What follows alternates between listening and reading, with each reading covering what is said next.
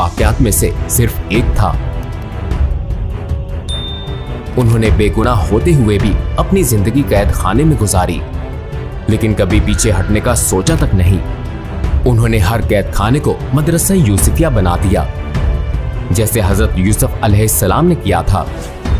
उन्होंने हर कैद खाने को ईमान और इल्म का इदारा बना दिया।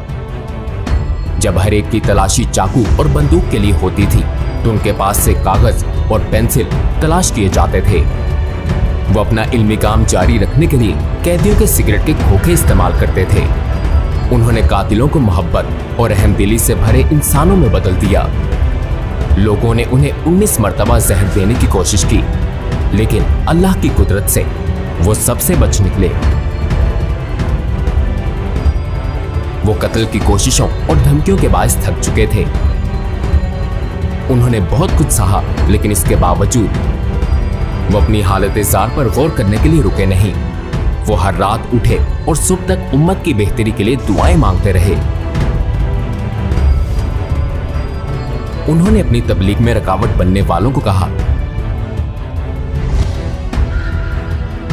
अगर मेरे बालों की तादाद के बराबर मेरे सर होते और हर रोज उनमें से एक को काटा जाता, तब भी मैं काफिरों और मुनाफिकों के आगे सर ना झुकाता। मैं ईमान और रोशनी के लिए अपनी खिदमत रोकने का कभी ना सोचता। उन्होंने ईमान पर सैकड़ों रसाले लिखे।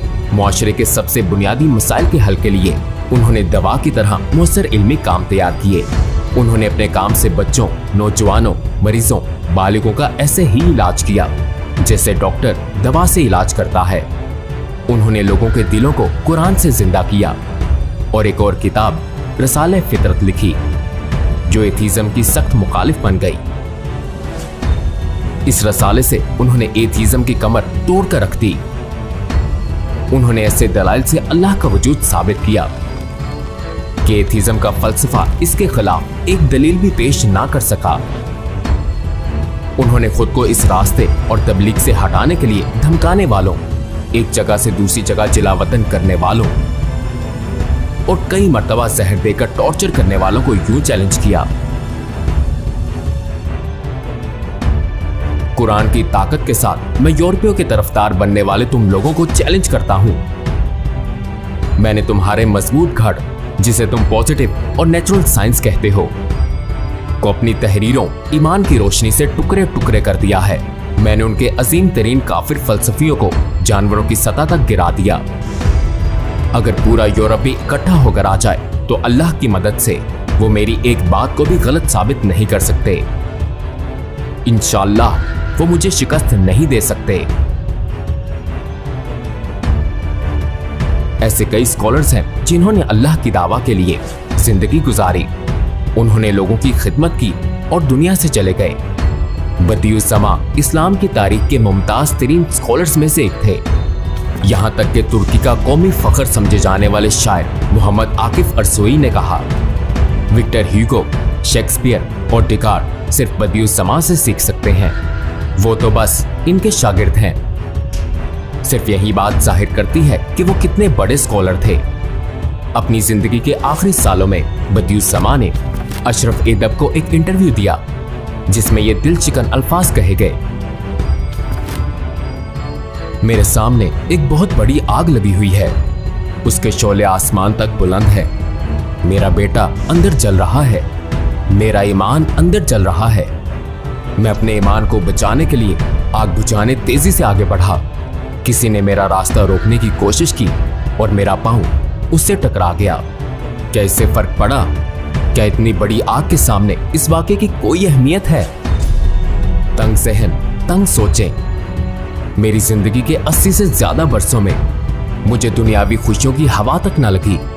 मेरी पूरी जिंदगी जंग के मैदानों में, कैद खानों में, जिला वतनी में या अपने मुल्क की अदालतों में गुजरी। मैंने हर तकलीफ और हर अजियत बर्दाश्त की है। फौजी अदालतों में मेरे साथ कसाई जैसा सलूक किया गया। मुझे किसी बंजारे की तरह अपने मुल्क से निकाला गया। मुझे अपने मुल्क में महीनों तक कैदे तन्हाई में रखा गया। मुझे कई मर्तबा जहर दिया गया। मैंने हर तरह की बेइज्जतियों का सामना किया है। ये वो वक्त था जब मैं हजारों मर्तबा मौत को जिंदगी पर तरजीह देता। अगर मेरे मजहब ने मुझे खुदकुशी से ना रोका होता तो शायद सईद आज कब्र में खाक हो चुका होता।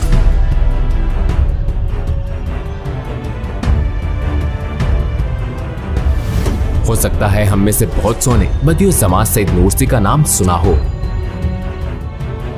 लेकिन मुकम्मल तौर पर ना समझा हो कि उन्होंने कैसे जद्दोजहद की, यहां में क्या सिखाने की कोशिश की।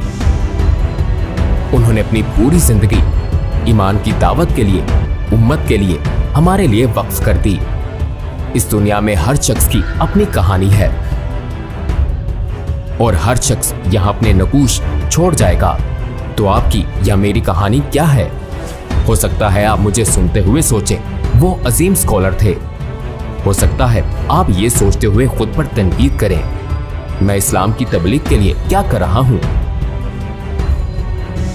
इस दावत के लिए अपनी जिंदगी के 82 साल कुर्बान करने वाले इस शख्स का पैगाम उसकी कही हुई इस बात में छुपा हो सकता है। अगर तुम अल्लाह की नजर में अपनी कदर कीमत जानना चाहते हो तो देख लो कि वो किस काम में तुम्हें मसरूफ रखे हुए है।